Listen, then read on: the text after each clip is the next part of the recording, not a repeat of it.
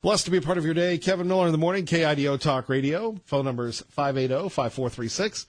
580-KIDO. And a day like this, I just go to Lars Larson, LarsLarson.com, The Lars Larson Show, weeknights 6 to 9 here on KIDO Talk Radio, and say, Lars, what the heck happened last week? Good morning. Well, I'll tell you, Kevin, good morning to you and everybody else in Idaho as well.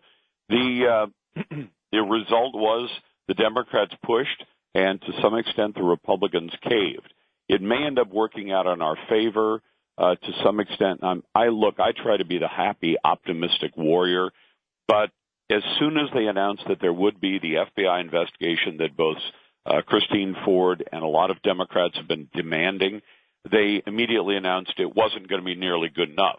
So I fully expect that by the end of this week, Friday, we could see a confirmation vote to finish the confirmation process that should have happened a couple of weeks ago. If we do not, it will mean that Mitch McConnell does not have the votes. But if they have the votes, I hope we get to the end of the week. They say we have done the 1-week FBI investigation that Senator Jeff Flake, who lives up to his name 100%, was demanding, and we are going to have a vote. We're going to confirm this justice. If we do not, my prediction last week was that we will see Democrats this week saying it's not enough. There are more things to look at. We'll look at more accusers coming forward. We already have one person, a former Yale classmate of Kavanaugh's, who says, well, he would sometimes drink a lot.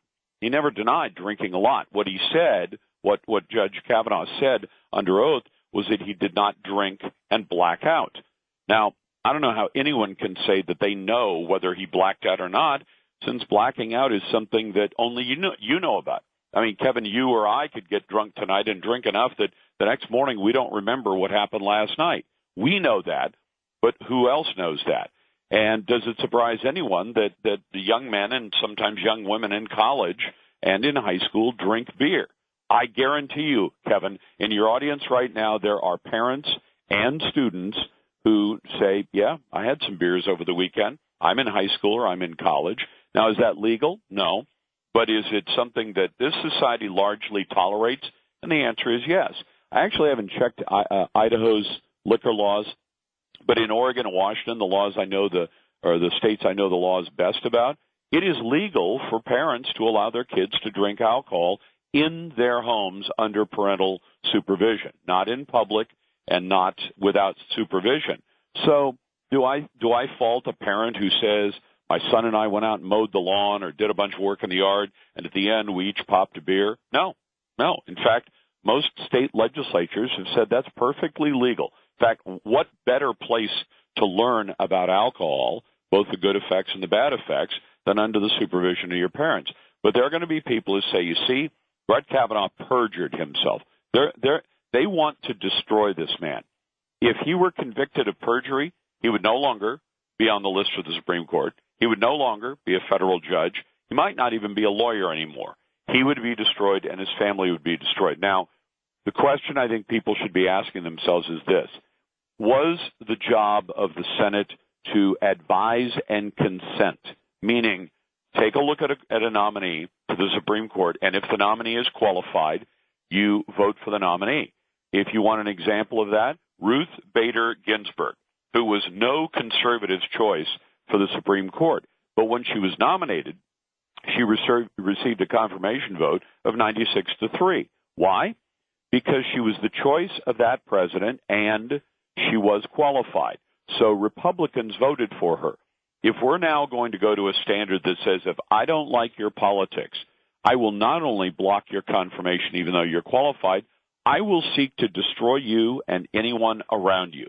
Your wife or husband, your children, your job, a career you've spent decades building. That just ain't right.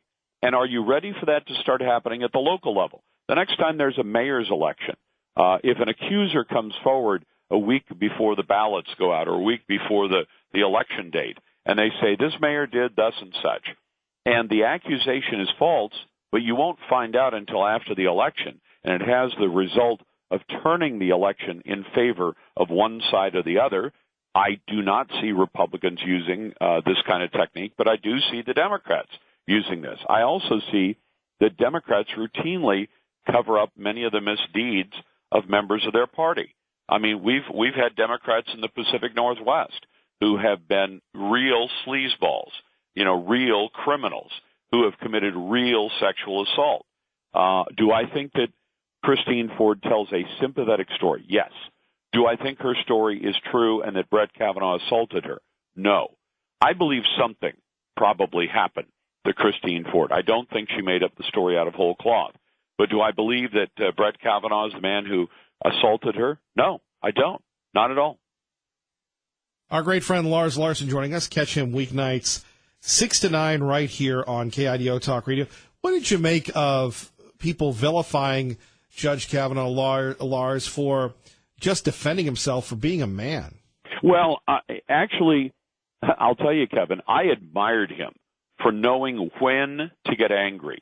And I admire this in anyone, Kevin. In fact, I have real questions about people who seem to be cool and calm even when the situation really demands a bit of outrage.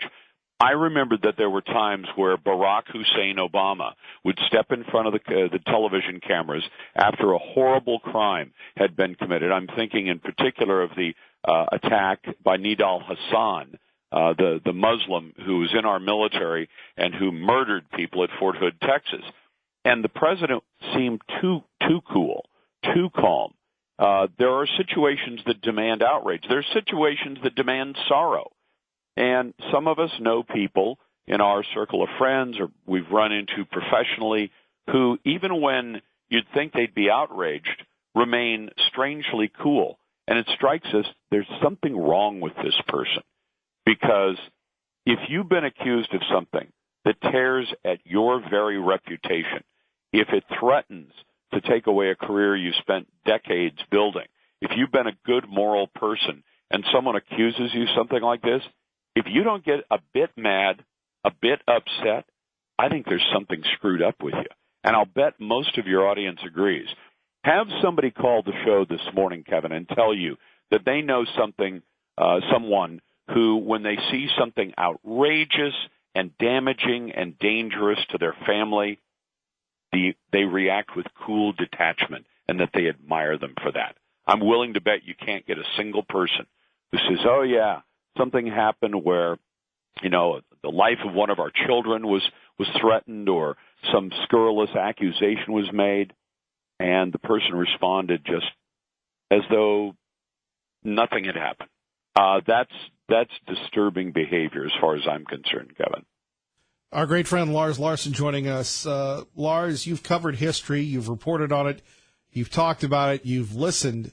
Where are we in this? And do you believe that the judge will get through? And what happens? What's the message sent if he doesn't? I believe he will be confirmed. And the message sent if he does not, Kevin, comes down to this. You will never see another confirmation during Donald Trump's next 2 years. And when Donald Trump gets reelected, you won't see a confirmation during the preceding years, the following years. And I believe that you will see fewer of his federal judge appointments confirmed. The president pointed out over the weekend, he spoke in Wheeling, West Virginia, and I happened to be on the road, so I got a chance to hear the entire speech uninterrupted. And he talked about the fact that he's got 300 appointments right now waiting for Senate confirmation. And he pointed out these aren't Supreme Court justices or even federal judges. They're just ordinary people who want jobs within the federal bureaucracy, and they're being blocked by the Democrats. And imagine this, that you take over a company there in Boise, and you're the new CEO, and you're expected to fix whatever's wrong with the company that caused your predecessor to leave. So you say, I'm going to make some changes. I want to replace these department heads. I want them to make some changes below them. And they're told, oh, no, I'm sorry, that has to be approved by the executive committee or the board of directors. You say, well, when can I get those approved? And the honest answer is, well, you probably won't. Well, how do you expect me to do the job that you've hired me to do if I can't put people in place to do the job that you want me to do? And that's essentially what the Democrats are doing. They don't like Donald Trump personally. They don't like Donald Trump's agenda. Americans did, and they chose him as president. Having chosen him, we now have people who are drawing a paycheck from the Treasury that is filled with the taxes of the people who listen to your show, Kevin. And those people are saying, I draw a paycheck from the public, but I'm going to decide for you that since I don't like Donald Trump's agenda, I don't want the changes that he proposes to make. So I'm still going to draw your money and put it in my bank account, and then I'm going to do everything I can to make sure that the choice of American voters does not make the changes that the American voters ask for. Now, I think people would be outraged by that. They'd say, "What the heck? We chose a new leader for our country. We expect him to make changes, and now you're going to stand in the way?" I would think any company that faced an employee said, "I'm not doing what that new CEO wants," say, "Fine, then you can get a pink slip. Have a nice day. Thanks for playing. Head on down the road. We don't need you here." But in the federal government, it's very hard to fire people, nearly impossible under the civil service laws. And that's a boon to employees. It means they can do anything they want. Within the last week or so, we've seen Project Veritas, James O'Keefe's organization, get videotape from hidden cameras of federal employees saying, "I do whatever I want. They can't fire me." Now, how would you like to work at a company alongside someone who's in a responsible position who says, "I can do anything I want, including sabotaging what the company is doing, and they can't fire me"? Imagine that. Well, and we saw this with the Deputy Attorney General. I don't know in any other time why Rosenstein wouldn't be given the boot. I hope that he is this week. You know that the president had planned to meet with him on Thursday, and clearly Thursday, the day that Christine Ford and Judge Kavanaugh testified, was not the day for Donald Trump to meet with Rosenstein, but apparently there is a meeting set for this week. And by the way, let me tell you about the progress that we're seeing made. Canada, just last night before the midnight deadline, agreed to a new trade deal with the United States and Mexico. So we have a better arrangement with Mexico for trade that is better for the United States. We have a better deal now with Canada that is better for the United States. And all of this comes out of the kind of approach to trade that all the supposedly smart people, Kevin, said, "Well, Donald Trump can't get anything done by doing business that way." Well, he is getting things done. He's trying a brand new approach. And you realize that when you have any kind of problem in life, and it can be big, it can be small, if you just say, "Well, I've tried the usual approaches and they don't work," your smarter friends might say to you, "Well, why don't you try something you haven't tried before? Why don't you try a different approach to the problem?"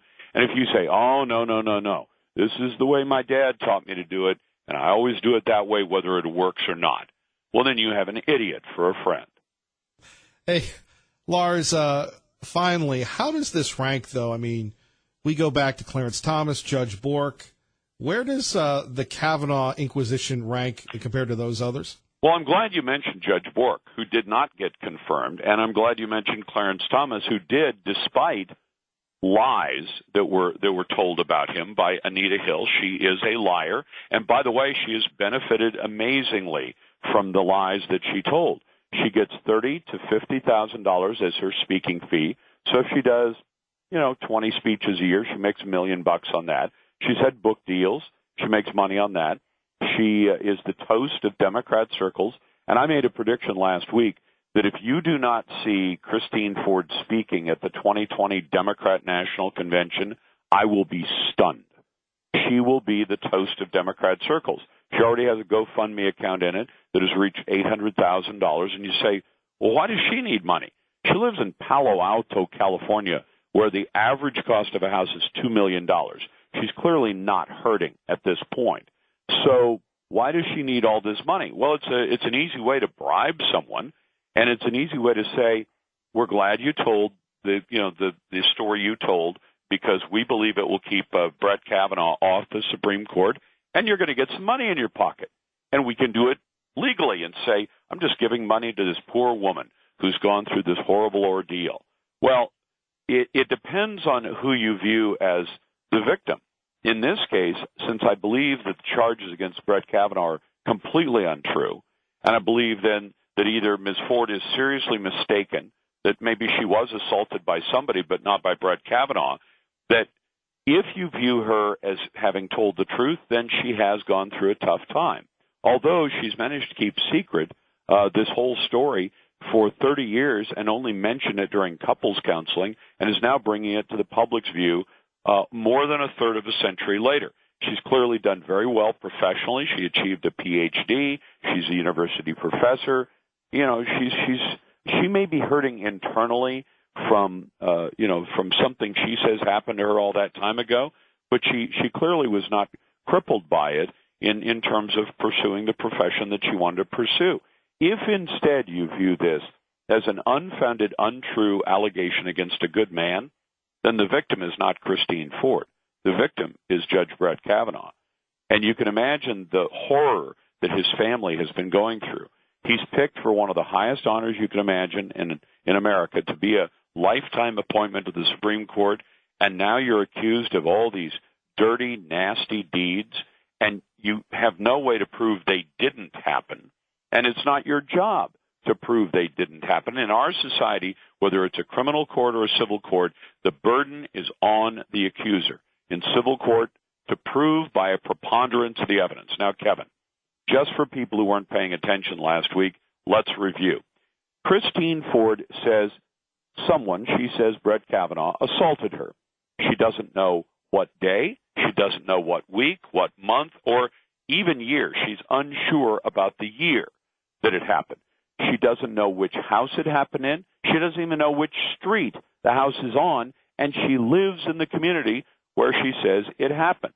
She's named 4 different witnesses, including a young woman that she says has been her lifelong friend, and all of them, including the young woman that she says is her friend, have said, we have no recollection whatsoever of what she's saying.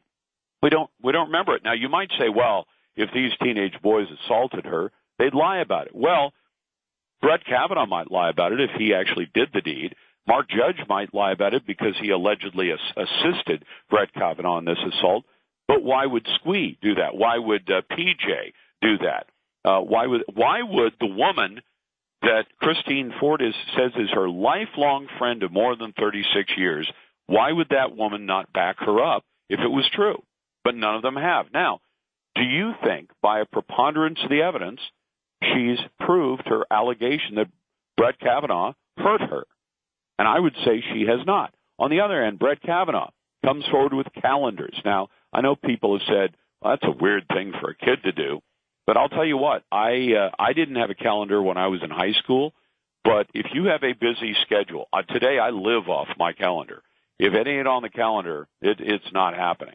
Because I have events tonight after work. I have an event Monday night, this coming Monday night after work. I have to drive to Seattle after that. I do the show from Seattle on Tuesday. I have a listener event Tuesday night. Then I have to drive back to Portland. I live off my calendar. When he was a teenager, his dad was an inveterate calendar keeper. Now, he brings forward this calendar. What does it show?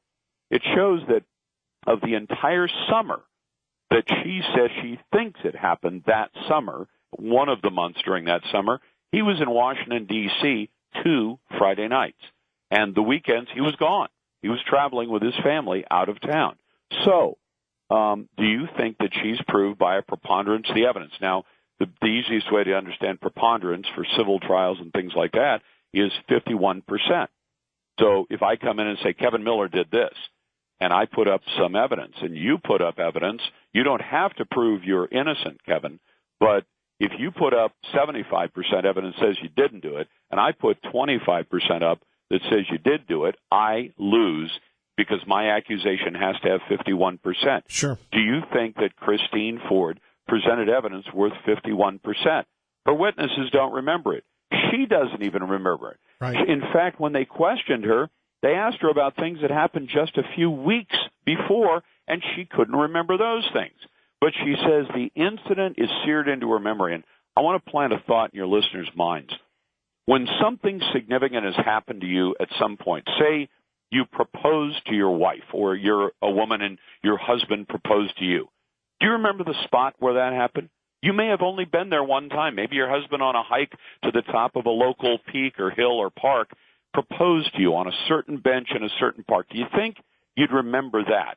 Do you think that if you were assaulted or mugged in downtown Boise, that you'd say, I remember the exact street corner where it happened. I remember the night it happened.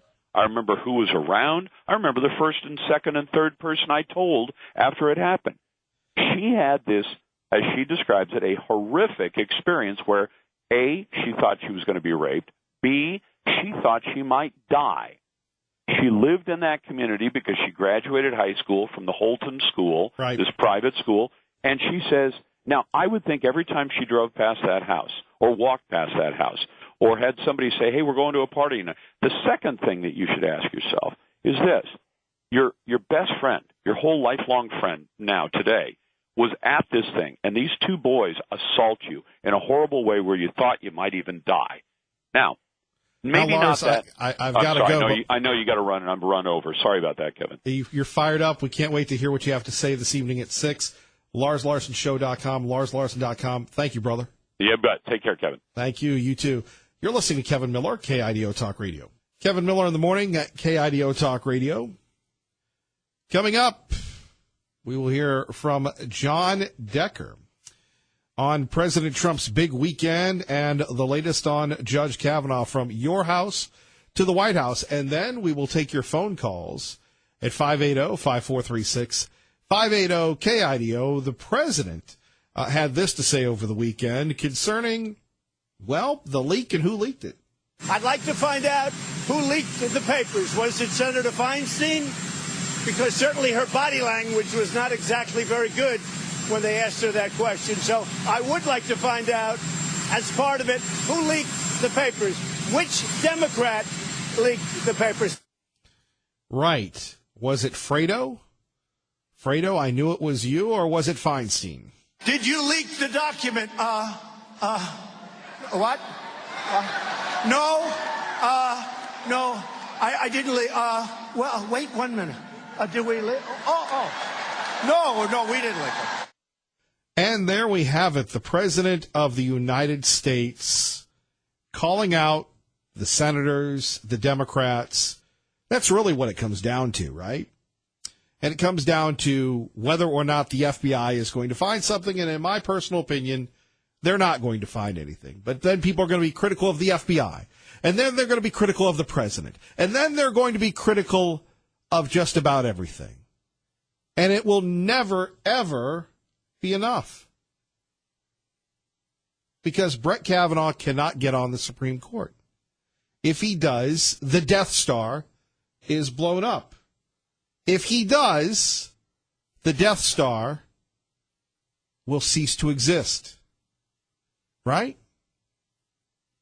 Can you imagine the euphoria of the Democratic Party if, in fact, they can do this? Because what they want to do is to make sure they send a statement, kind of like that hard hit in football, that you make sure that nobody ever comes across the middle again. That's the deal, right? At 580, we'll bail on him. 580-5436, 580-KIDO. Let's go to the phones and go to Tea Party Bob, publisher of the Gem State Patriot, gemstatepatriot.com. Good morning, sir.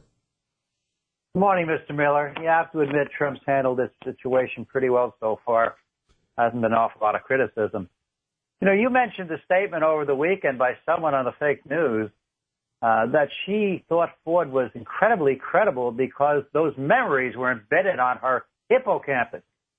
What in the heck does that even mean? Exactly. Yeah, right. You know, here we have the demon Democrats who tried to discredit Kavanaugh with his qualifications and found out he was eminently qualified.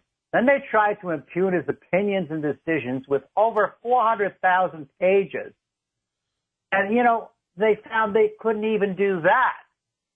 The only thing left for them to do was to go after character assassination. And they tell you he drank too much. Well, where's the corroboration for it? And he was an angry man. Well, wouldn't you be angry if people were tearing down your reputation and your family's name? My gosh, what the heck is going on? Now you have Jeffy Snowflake going to fold because people like Coons and two women accosted him in an elevator and screamed their heads off. This is why it's a good thing Mr. Flake is not going to run again. Let's face it. Like you have said, this is all about Roe versus Wade and the Democrats losing their only way to change our Constitution. And anyone who says otherwise is lying. To give you an idea of uninformed people about what is happening, I was confronted by a neighbor over the weekend about the Kavanaugh situation. This lady claims to be a Republican, but she's convinced Kavanaugh is guilty. Of what? She's not sure, but she is convinced he's guilty of something. I said, do you know who George Soros is? Her answer was yes, he contributes to the Democrats. People like this, like my neighbor, are the low information voters that the CNNs and the CBSs of the world are catering to with their fake news. And they're actually making headway. You know, like well, what scares me, though, Tea Party Bob, are the people that you talk to, the civilians that lack the critical thinking skills. Maybe they had something happen to them or their friends in their life, and there's a presumption of guilt, not a presumption of innocence. Oh, absolutely. There's no question about it. And I hate to say this, but I think you will find that many of the divorced women who have just been recently divorced are going to have the same feeling. Because they have this, I don't know, tenacity. I'm not sure what it is. But I think that may be some of the problem, too. You know, as I've said before, if you don't vote November 6th in these midterm elections, don't complain when we go back to the dark ages of Obama and the economy goes to hell in a handbasket, because that's just what's going to happen. People just need to get informed. And, boy, you can't do it with today's news. Newspapers, magazines, the video, the radio, it doesn't matter what you look at. It's all fake. I have a hard time finding anything worthwhile. That's why I tune into your station. And your friend Max agrees with you. Keep going, my friend. You're doing a great job. We'll talk to you soon. Thank you. Our great friend Tea Party Bob, publisher of the Gem State Patriot. Let's go to Heather in Meridian with Kevin Miller on KIDO Talk Radio. Heather, good morning. Good morning, Kevin Miller. How are you? I am living the dream for a Monday, and you, ma'am? Same here, same here. You've had great calls. Always appreciate having Lars Larson on. I just wanted to comment on everyone keeps talking about Christine Blasey Ford's credibility, even though she provided no facts. I loved how, the Democrats made her, this is just like in a defense case where, you see in criminal cases where they make the accused look all meek and fragile, and even though they were able to commit heinous crimes. But that's the whole, creating the optics of this woman who just doesn't know anything. But we forget she has a doctorate in psychology, which means that she's studied behaviors.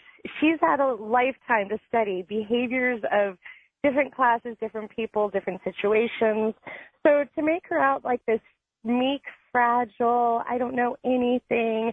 And then when she popped out the hippocampus, I was like, bingo, people. She knows what she's talking about. She knows, that's not just something that if you don't know anything that you can just pop out. That comes with education. That comes with knowing, So that's kind of what I thought was funny about the whole watching. And now I'm not saying that she didn't have an experience such as that, but the Democrats really just proved how biased they were, because during their questioning, they all gave her accolades for her bravery. Nobody wanted to get down to the nitty-gritty and the specifics of the actual attack. Why? Because she wouldn't have any answers. What was what was Kavanaugh wearing? What did the smell like? They usually say that memories, are triggered by smells and, your senses. They didn't want any of that because she wouldn't be able to provide any of that. And I don't know if anyone talked about how originally she said she didn't know who pushed her in the room, and then in her statement she said Judge Kavanaugh pushed her in the room. There were so many little bits of inconsistencies like that. So I just wanted to kind of comment on that I thought, it could be possible that maybe she was coach trained and had a lifetime of behavioral studies to be able to pull off her meek, fragile, act. The other thing, with the FBI investigation, will they be investigating Christine Blasey Ford? And if they are, or is it going to be with her attorneys or without? Do you know how that goes? Or is it just questioning people that she named against that were there? Yeah, it's just they're not going to investigate her. It will be the people that she said were there. They'll interview her. They'll interview Brett Kavanaugh, and they'll issue a report. And remember, Joe Biden said years ago that an FBI report really is inconclusive. Brett Kavanaugh said that. But again, this is, Heather, what we're seeing here is, how should we put this, a delay tactic? Then all of a sudden, well, okay, forget about him being a sexual harasser. Now he lied about his drinking. Well, he didn't lie about his drinking. Well, he lied about doing his homework. It's ridiculous. It's so ridiculous. And then just one more thing before. The other thing that struck me is when they questioned her about who was paying her attorneys and who hires an attorney without talking about costs. Who goes in, unless someone had said, don't worry about it, it's already taken care of. So, again, a person with a doctorate, a person, we haven't talked about expenses. Bull crap. You don't go into something not knowing what's going to be coming out of your pocket. And then the GoFundMe, I really would like to know who funneled money into that $500,000 account, because when you look at it, there's about 11,000 contributors with $500,000 in there. So we're not just talking about local people, contributing $10. We're talking quite a bit of money. I guarantee, I'm no speculation, but there's some Democrats behind there probably using some false fictitious names to contribute money into her account, and her not knowing anything about that. I don't buy it. I'm not falling for it. Again, a woman with a doctorate in psychology, no facts. So that's all I wanted to say. And then just one more question for you. Do you think Judge Kavanaugh will get confirmed? I'm with Kavanaugh to the end. Me too. I keep praying. I'm like, you better do it, conservatives. All right, thanks. Have a great day. Thank you, Heather. Bye-bye. Bye-bye. Appreciate you listening to KIDO Talk Radio, 107.5 FM, 580 AM. Conservative Steve, good morning. Hey, my friend. Hey, my phone's going to go dead, but it's all right. Hey, did anybody follow up that? I think Mark talked about her grandfather was in the CIA for 20 or 30 years, an operative. Her brother worked for the legal team that created Fusion GPS, her brother and her brother-in-law, I think. And she is an undergraduate teacher for the CIA at Stanford, or she's got 2 different teaching jobs. This stuff just isn't adding up here, Kevin. I mean, it's just, you might call it conspiracy, but it's pretty creepy, man. Follow that up and let us know, man, if you hear anything. I will. Thank you, Conservative Steve. Yeah. 580-5436, 580-KIDO. Coming up next, Alan Dershowitz says Kavanaugh presumed guilty because he's a white male and she's a survivor. Details next, plus your reaction with me, Kevin Miller, on 107.5 FM, 580 AM, KIDO Talk Radio. They look into it carefully. I think they ought to look particularly into the Swetnick affidavit produced by Michael Avenatti. That's the most serious one. They're charging him with gang rape, with standing on a line, waiting to rape women who have been drugged. I think it's so important to investigate that, because if it turns out that was made up out of whole cloth, it puts the lie to the notion that you should believe all victims, that no women ever lie, that nothing is made up. And if it turns out to be true, that is clearly disqualifying. Well, so I would get to that clearly and decisively. Well, who do you believe? Because based on, you saw her on camera with Michael Avenatti, but then you saw him in the hearing, and he was like, that's a farce. I don't even know this woman. Well, you have to, she says she has witnesses to confirm it. Michael Avenatti says witnesses, but he won't name them. The FBI ought to go to Avenatti. Avenatti, by the way, ought to waive any lawyer-client privilege, or to open all this up, let the FBI get into this, let the FBI find out what her original story was, whether it was changed as the result of coordination with him or with other people. Look, the myth out there is this is a job interview. Nonsense. First of all, if it was ever a job interview, you don't start a job interview with half of your potential employers saying, we're not going to hire you under any circumstances. Second, once a person is accused publicly of specific, focused crimes that are career-destroying, that job interview metaphor disappears. You have to now prove those allegations by clear and convincing evidence with due process. Imagine if the situation were different. Imagine if a liberal Democrat president had appointed the first first Muslim American to the Supreme Court. And somebody said, oh, yeah, I remember he was a terrorist when he was 17. The ACLU would be all over this case. No, you can't presume guilt of terrorism. Everybody would be saying the burden of proof is so heavily. But when the shoe is on the other foot, when it's a white man being accused by the left of sexual offenses, all the rules are called off. The rules of presumption of innocence, the rules of due process. We know he's guilty because he's a white man, she's a woman, she's a survivor. That's the end of the inquiry. All right. There we have it from Alan Dershowitz from Fox and Friends. KIDO Talk Radio time, 8:54.